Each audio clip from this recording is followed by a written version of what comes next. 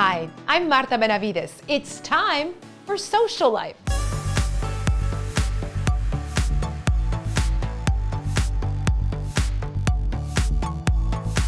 Coming up, the state of our health. We're getting a COVID-19 update from Hidalgo County's Health and Human Services Chief Administrative Officer. How would you like to attend a virtual celebration? You should know, mask wearing is a must. And be prepared to get messy. This recipe will be worth it. It's all next on Socialife right after this. Join the Museum of South Texas History for an adventure and fundraising on October 3rd. Fandango, Masquerade de Oro moves from the museum to your home this year. Pick up your dinner from Santa Fe Steakhouse and a golden goodie bag filled with treats courtesy of HEB as we celebrate the museum's 50th anniversary. Socialize safely and use your cell phone for bidding. Are you up for an adventure? It's all for a great cause to support the museum's preservation and education programs. Call the museum for reservations or visit the website for more information. Let's celebrate safely and party with a purpose. At Rio Bank, we pride ourselves on creating strong partnerships with customers.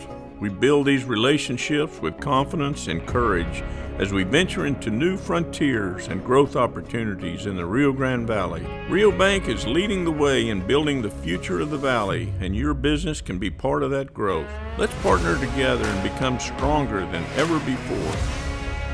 Rio Bank, your kind of bank, your kind of banker. Now, more than ever, it's important to stay optimistic, love and support one another, and to back each other up, because that's who we are. Our community has faith, our community is resilient, and our community is courageous. So stay safe. Don't forget to check in on your elders, see how they're doing, and God bless the United States of America, the state of Texas, and the Rio Grande Valley. I hope this message has touched someone's heart, Martha, so back to you. Thank you, Ms. Brenda Enriquez, for that message of hope. It's hard to believe that 7 months have passed since we became familiar with the coronavirus, and as much as we would all love to get past this period, it's just not possible, at least not right now. But staying informed and keeping us safe is a top priority for Hidalgo County's Health and Human Services Department. And here to join us is Mr. Eduardo Olivarez. He is the Chief Administrative Officer with the division. We want to welcome you. You're our special guest today, and we're so happy to have you on the show, Mr. Olivarez. Thank you so much for your time. Well, I'll tell you, it is a tremendous honor to be on with you today, Martha. You and I go back many years of working together in media and working in the community, and I have to thank you and your entire team for this great community service that you do. We appreciate you. I know that you're on day 202. I know that you guys have worked so hard and put in so much effort to make sure that we stay on top of this health crisis, but I have to ask you, do you feel like we're making progress? Yes, I do. In fact, we need to recognize the fact that there is so many people in our community who have sacrificed so much. Our residents in our community have lost loved ones and families and friends, have lost a part of business, or have dealt with so many challenges, our students in the school. But I do see this coming to the next level of operation, which would be getting back to what I call a new normal. Mm-hmm. It's never quite going to be back the way it was originally, because our way of thinking and the way of doing business has changed. But there's a lot of people that need to be thanked for this. Our healthcare professionals, our first responders, our parents in our community. Everyone has invested so much effort and time. There's been thousands of people each day who help deal with this COVID situation, from your local clergy, men and women, all the way up to the healthcare professionals, doctors, surgeons, to the school teachers, to everyone in our community. And of course, our elected officials have done a fantastic job in making the tough decisions. But it is getting better, Martha. I see it. You included in helping make those very tough decisions, my friend. Where do we stand right now? So, let me just give you a little bit of a guide. On March the 18th of this year, in the entire state of Texas, there was only 64 cases and 4 fatalities. Currently, we're over 650,000 cases in Texas with nearly 15,000 fatalities. So in 7 months, from 64 cases to over 650,000 cases and nearly 15,000 fatalities. This is a pandemic. This is something that is very serious. Here in Hidalgo County, we are above 1,500 fatalities. Tragic situation. We're over 30,000 confirmed cases. Very tragic. But we see that the number of hospitalizations is decreasing. We see the number of positive cases decreasing. And we see that happening. So that's a positive light to all the efforts put forth by our community and all the efforts put forth by our residents to try to get this in some form of control to allow us to get back to our daily lives. So we just learned recently that Governor Greg Abbott made an important decision. He relaxed restrictions across the state of Texas, but we still happen to be one of 3 hotspots. And so we just weren't able to ease up on those restrictions. What are your thoughts on that decision and that recommendation that was made by the governor? Well, I think that's a very wise decision when it comes from the point of view that 3 weeks ago, our hospital capacity was beyond its limits. Our healthcare system was totally taxed and in real difficult situation. We had over 1,000 healthcare professionals were reassigned to help here in South Texas and in Hidalgo County in the Rio Grande Valley, assigned by the Texas Department of Emergency Management because we did not have the capacity to deal with all the COVID cases in our hospitals. So that extra precaution of putting us at a high risk zone or a high impact zone is a precaution based on our history and some of the complications we've had. But I don't foresee that lasting very long, Martha. I really don't. How do you feel about the reopening of schools? We know that many students and staff and teachers are back on campus. So our role in public health is for the safety, security of our community from a public health perspective. Of course, as administrator for public health in Hidalgo County, I'm guarded or a little apprehensive about the opening of schools because that's my role. My role is to make sure that the public health, safety, and security in our community is in place. However, the reality is we got to get back into the motion and back into routine. And some of our families have done tremendous sacrifice in dealing with having the children at home, dealing with daycare, dealing with special needs children who need special accommodations afforded by the schools. And then technology, it's another issue that a lot of people do not have access to internet. So I feel that with collaboration between the public schools and our private schools, working with Region 1, I think that the transition over the next several weeks can be a good, smooth transition, but we must stay vigilant and we must stay aware that there can be another wave of COVID. Sure, the idea is just for us to all, just make good, responsible decisions, as you mentioned. I keep hearing from so many that, this quarantine fatigue, I need to get out. I'm itching to get out of the house and get closer to that new normalcy, as close as we can, right? And then I hear others, Eddie, who say, this is going to affect all of us at some point. Are we just prolonging the inevitable? Well, it's a combination of things. For us, to me, the COVID fatigue has definitely set into everybody. I mean, for me, my family, it's difficult. I mean, I have not seen my parents since February. And it is hard. It is difficult, especially when you have elderly parents. But the reality is we need to weigh with information. Unfortunately, in Hidalgo County, we've had over 1,500 fatalities, and 88.5% of those fatalities have been people older than 50 years of age. People over 50 years of age have been tremendously impacted. We have families that have lost both of their parents or a grandparent and a sibling. Multiple family members have been lost due to COVID. So we need to be aware that we cannot take this lightly and just forget that it's over. We need to do our due diligence in our community. But you know what? We're Texas proud and Valley strong. And I know that we as a community, we're going to get this community back in place and we're going to do okay. It just takes time. I believe that. I do. I really, really do. Something else that I think is on our minds is flu season.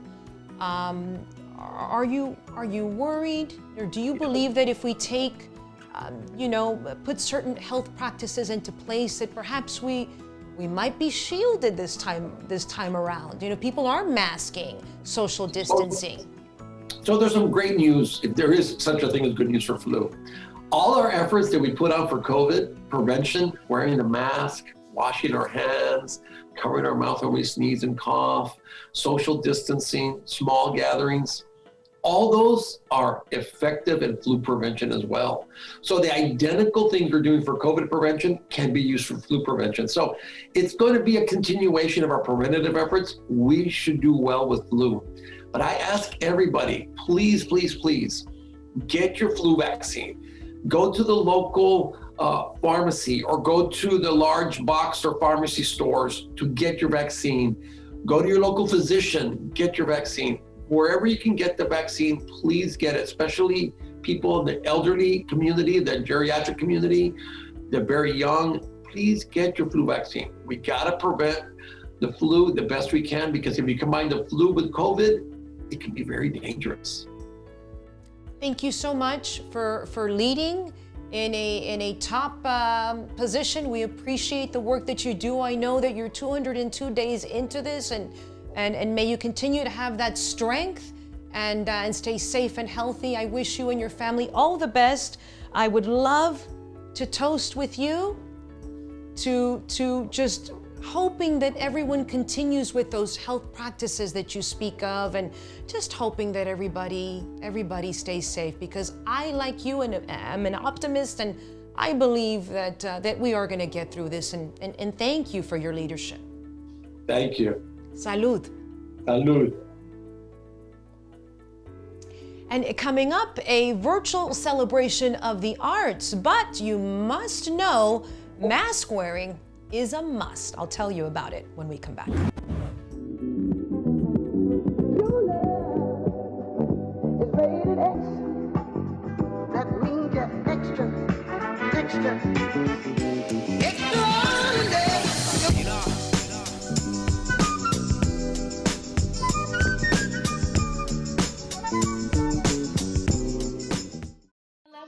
In McAllen ISD, students are engaged in viable and enriching lessons thanks to a seamless transition to distance learning. We have the tools and know-how to maintain your child's education at a high level of rigor. Register today. Call 687-6473. En McAllen ISD, los estudiantes participan en lecciones viables y enriquecedoras gracias a una transición perfecta al aprendizaje a distancia. Tenemos las herramientas y los conocimientos necesarios para mantener la educación de sus hijos con un alto nivel de rigor. Inscríbase hoy, llame al 687-6473. The Rio Grande Valley is home to over 1.3 million people, like you and me. But in Washington, D.C., we may look more like this. We are way behind on filling out our census forms. Some valley cities are only at 5%. Really? If you've got one of these, fill it out and mail it out. You can fill it out online at 2020census.gov. You can even do it on a smartphone. Or call 844-330-2020. Let's shape our future. Are you ready to have some fun and celebrate? Well, we can do both, but mask wearing is a must. Or is it optional? We're going to talk to our friends from the Museum of South Texas History. I would love to welcome Dr. Francisco Guajardo, the CEO, and Miss Lynne Beeching. Thank you so much, Miss Beeching and Dr. Guajardo, for joining us today to talk about a huge celebration. We're talking about the museum's 50th anniversary. That is a big deal, Dr. Guajardo. It's a huge deal, and I think at the risk of overusing the word history or historical, it is quite historical. In the mid-1960s, Marta, there were some people who came together who decided that it was time to begin to preserve the history of this region, of the South Texas region. At the time, they were thinking much more in terms of Hidalgo County. That has through the years spread to a much more, large and expansive enterprise in terms of preserving and presenting the history of South Texas and Northeast Mexico. So it was in the mid-1960s when the first group of people convened. In 1970, the charter had been written, permission had been granted, a building had been secured, the old 1910 jail, which we now have as an exhibit that we're about to unveil here in the next couple of months. And so we have been open now for over 50 years. And those 50 years have been a very, very important half century worth of a whole bunch of people from this community and from other parts of the world really participating in celebrating South Texas and Northeast Mexico's history, culture, heritage. It's been an exciting time. So this year is the golden anniversary. And as you said, we're about to celebrate. We've been celebrating really, even though, we've been in this thing, right? This historic pandemic, we have been able to rise above that and really been able to reflect in good, constructive ways and also engage in programming that's really unprecedented, because in some ways, the great irony of this day is that while we've been closed as a museum, we've had the highest traffic in terms of eyeballs coming to the museum. Our virtual platforms have been wildly successful. And so we have been much busier, than we anticipated. And so one of the signature events is what we have coming up, which is Fandango. Yes, and we're very excited about that, Dr. Guajardo. And speaking of eyeballs, we're getting ready to cover those eyeballs with some beautiful masks because, as you mentioned, we're getting ready for this huge party. It's called Fandango Masquerade de Oro. Ms. Beeching, tell us all about it and how our viewers can be a part of it. Well, first of all, thank you so much for having us on. We love talking about the museum and about Fandango. Now we're embarking on a real fundraising adventure here. Because of the pandemic, we were like, what are we going to do? We cannot cancel Fandango. We rely on that revenue and we must have it. So we had to reimagine it. And we came up with Masquerade de Oro. And yes, you can wear masks on your eyes and you can wear your masks to be safe on your face as well. And what we decided to do is to move the event from the museum to your home. And, we thought we were already, people are already used to curbside pickup. People are used to communicating with their family and friends through technology. And we've been using BidPal for the silent auction for the last 3 years at the museum, which is a mobile bidding software. So you can use your phones. So we thought that's what we would do. So we're still selling our tables like we do traditionally, like we've been doing for 41 years. And people can buy a table and host in their home, no more than 10 people, because we want to keep it safe. Of course. Keeping, social distancing and all. Or you can host a table remotely, which some people are doing. They're getting together on Zoom and then gathering their folks and doing their party that way. You can also buy an individual ticket. So you can sit at home with your spouse or your friends. So they're in your PJs if you want to, or you can go elaborate and, have the masks and all that sort of thing as well. And also we're doing something different.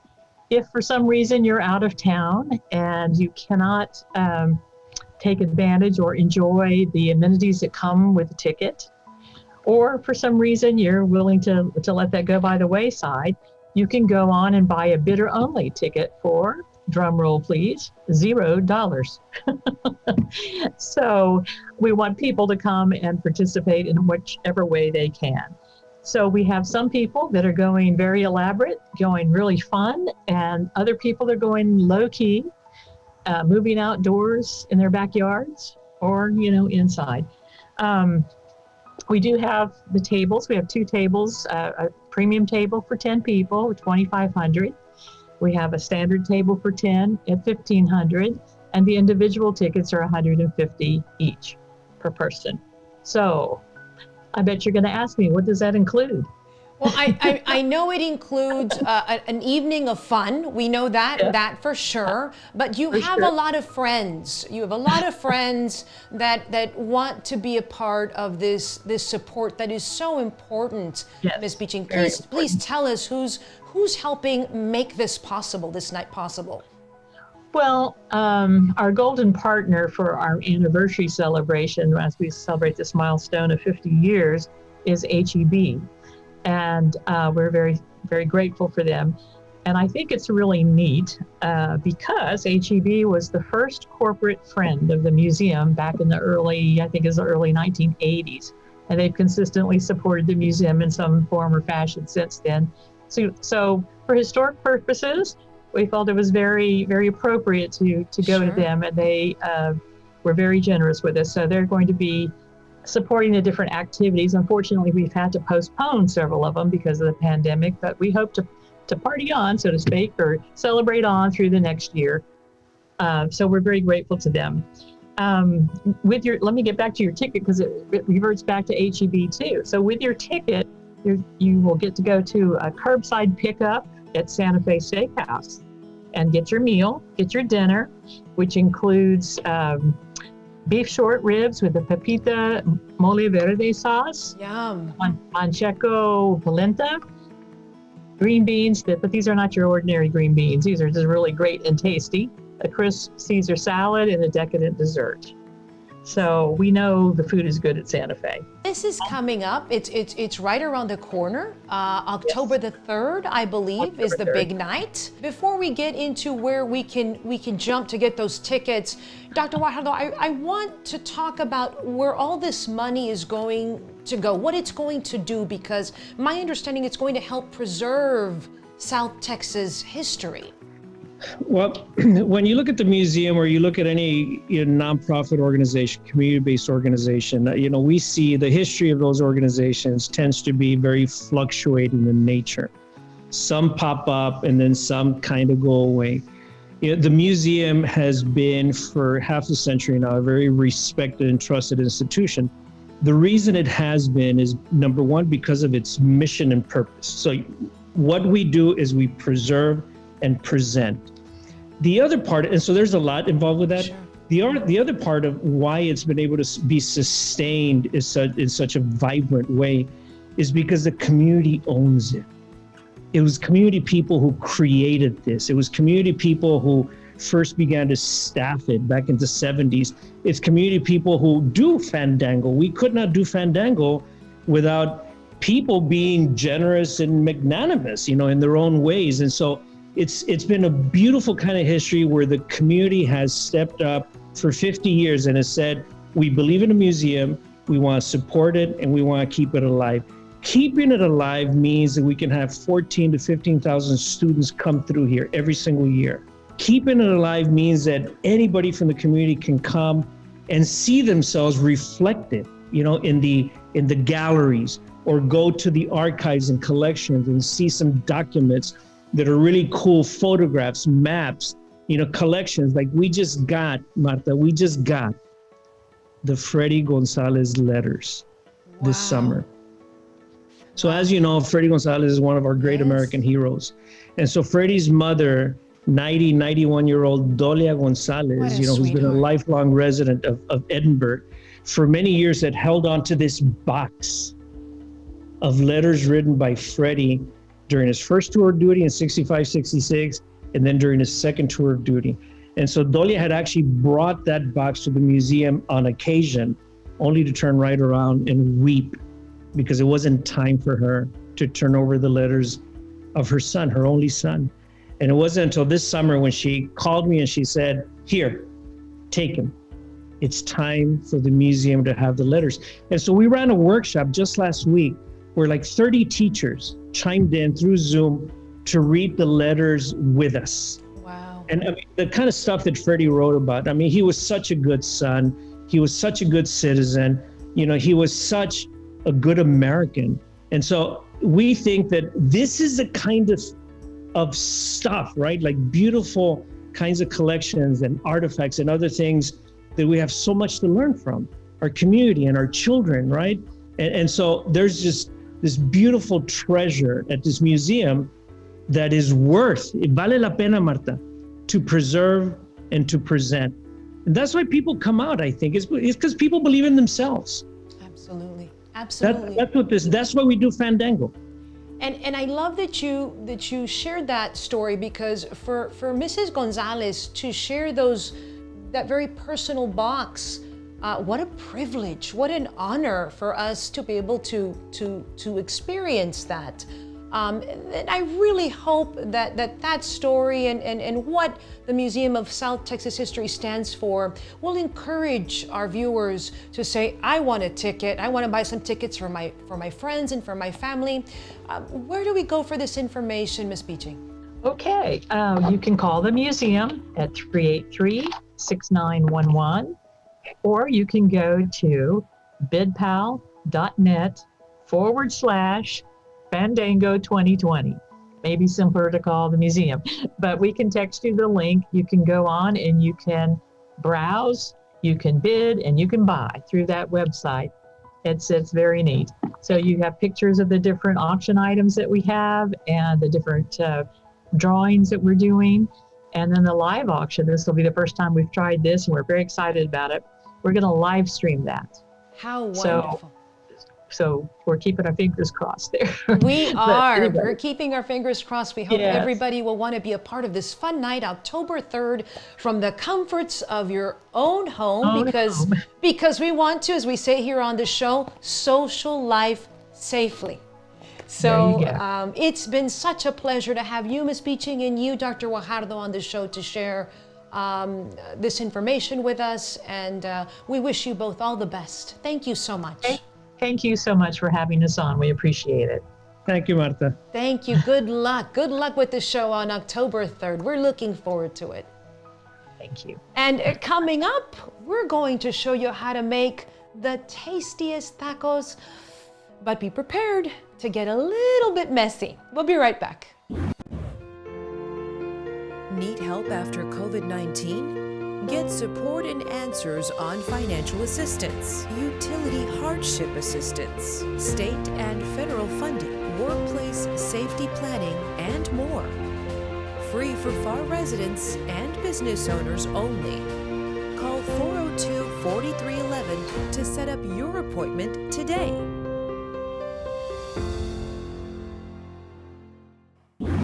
Hey guys, this is Jorge Gonzalez, Executive Chef from Republic of the Rio Grande, and today we're gonna build tacos de cochinita pibil.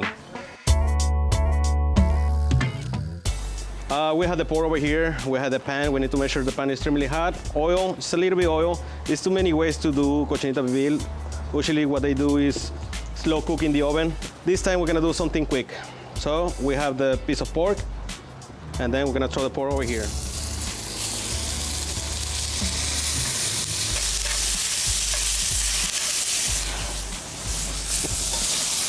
We want to add a little bit of salt and garlic.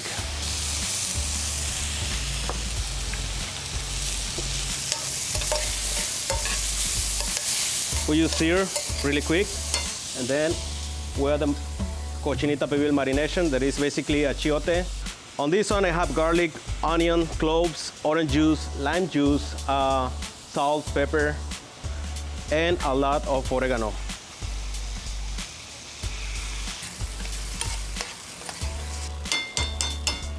And then we add a little bit of water. Just a little bit. And leave it like that for 15 minutes. The meat will be falling apart, and then we move into the next step. And of course, if you make cochinita pibil, it's gonna be with cured onions and habanero. Slice the onion.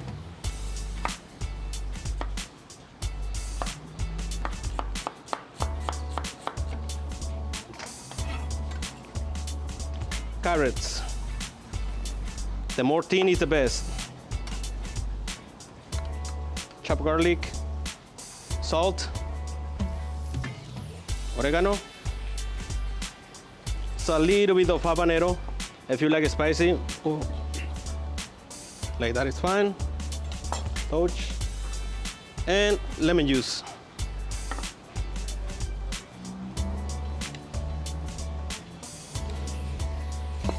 We mix everything together. What you need to do is just let it rest for at least 30 minutes and we'll be done. And then we move to the next step. The pork is already falling apart, so that means it's ready. Put it back in the bowl. Then the tortilla is hot, then you do this.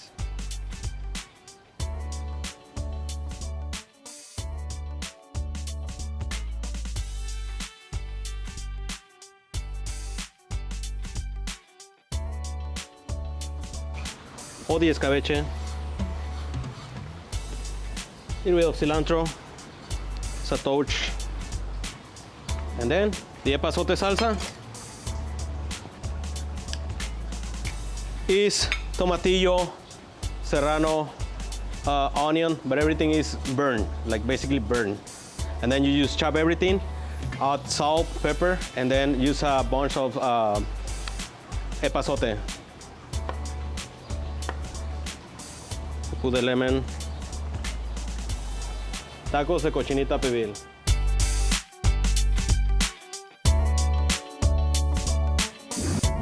We thank our friends from Republic of the Rio Grande for those tasty tacos. We want to thank all our special guests, especially you, for joining in on the conversation. Until next time, we leave you with the art of socialifing.